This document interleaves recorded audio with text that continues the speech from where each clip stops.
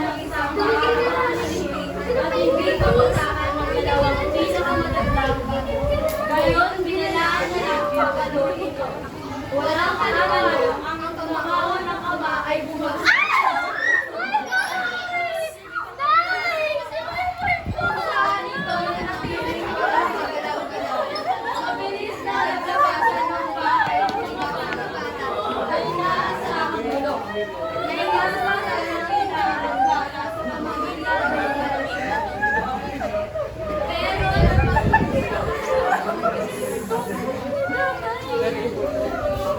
Pero pagkaraan ng 2 araw, si Moy ay namatay at walang ilaw.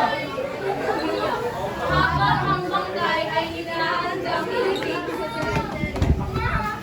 Nang layon ay isang kilometro malayo doon sa kabila ng puno. Ilan sa taga-layon na nakatanda sa kanilang bata ay dumating na pagkukiraan kasama na buong araw na nakatulog. May doble ang kanilang nakikiraan. Dahil alam nilang tagalito sa bahay, nawalan na lang ang ulo ay isang babae. At lalagay sa pangalan ng ama, na di nawasang puno ng awas sarili, ay nagsimulang umulugod. Ang balita tungkol sa malungkot niyang kinahilaganan ay madaling nakarating sa kanyang amo.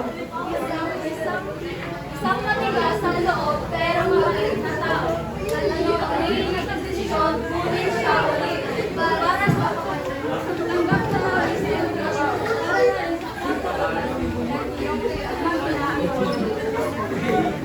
para sa kapakanan ng kanyang asawa at mga anak. Dala ng kagandahang loob, ito ay nagbigay ng sariling pakihirap. Kalakip ang munting abuloy.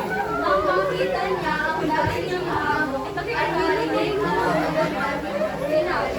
bilang pakikiramay sa pagkamatay ng kanyang anak.